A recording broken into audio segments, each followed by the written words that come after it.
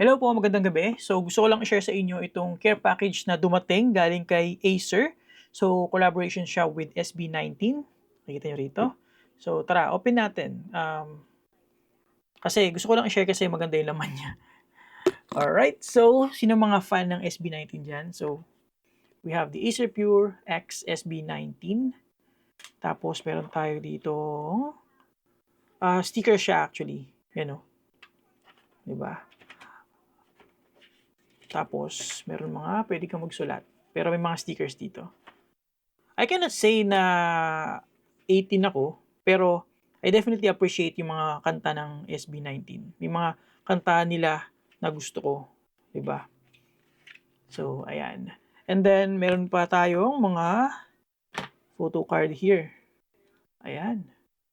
Salamat po, Acer ha, sa pagpapadala po nito. Ayan.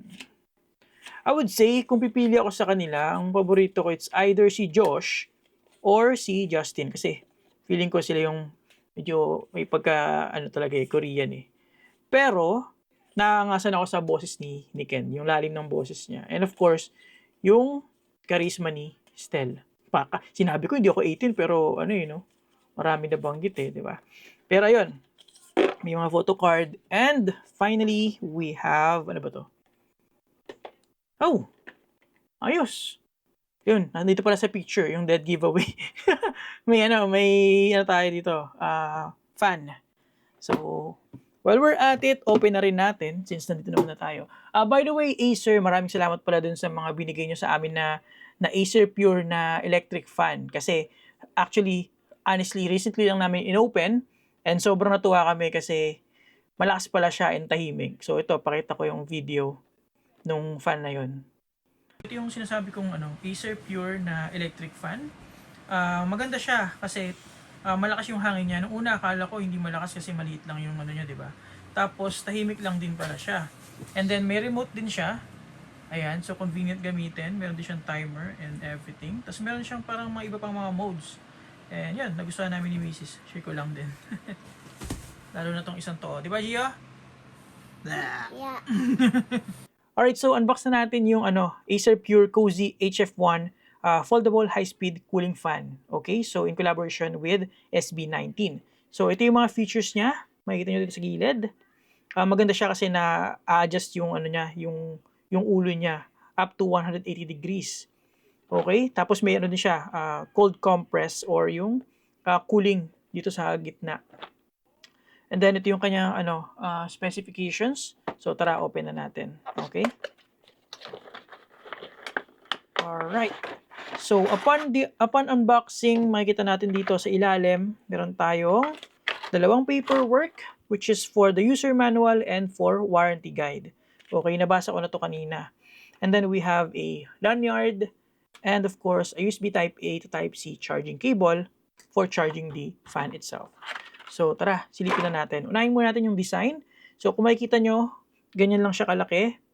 Saktong-sakto sa kamay.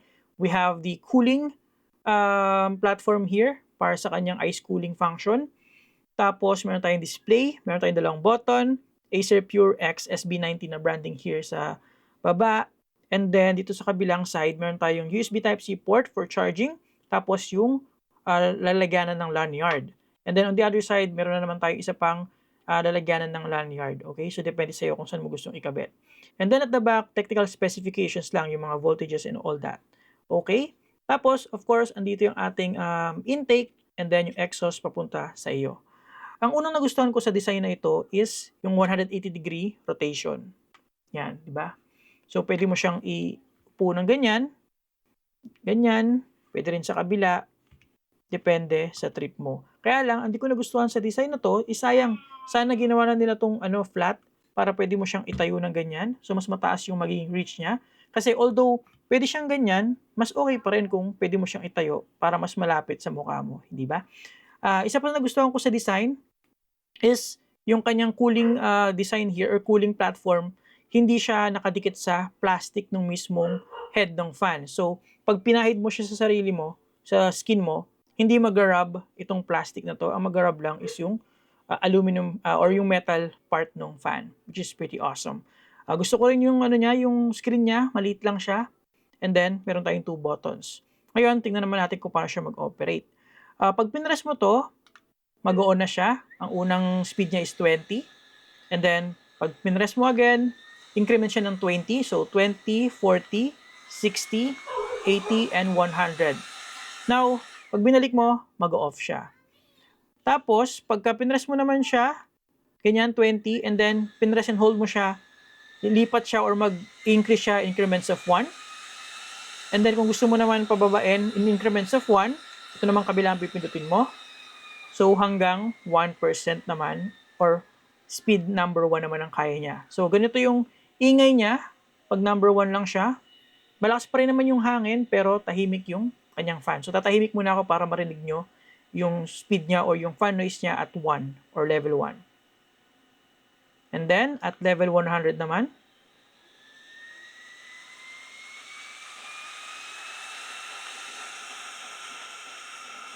yan. So, malakas siya, guys. Abot na abot. Kahit na off camera, abot pa rin yung lamig niya. Malakas talaga siya.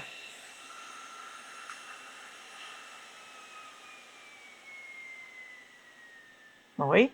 So, pag-usapan naman natin yung cons nitong design ng mga buttons. So, yung unang napansin ko na con niya is pagpapatayin mo na siya, kailangan mo siyang paabutin muna ng 100 bago mo siya mapatay. Like for example, yan. Kailangan mo siyang gawin hanggang 100 before you can turn it off.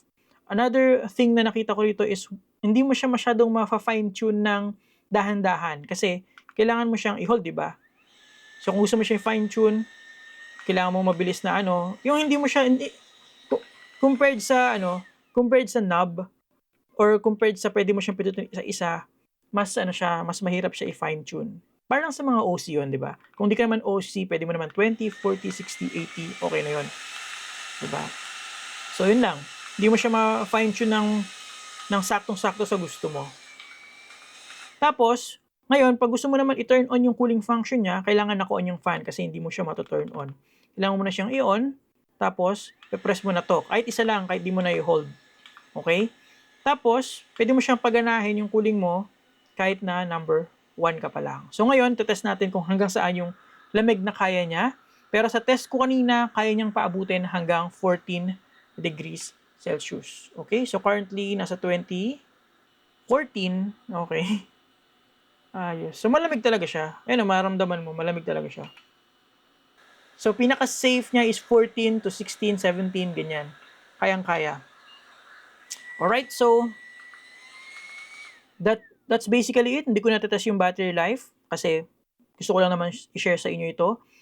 So, build quality, of course, maganda yung build quality niya, and check na rin natin yung weight.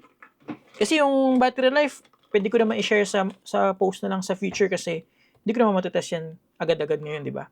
So, tignan natin yung weight na lang, kung ano lang yung mga pwede kong ma-share sa inyo. So, 230 grams. So, medyo may kabigatan, pero okay lang din naman. At least, yung quality niya is maganda naman.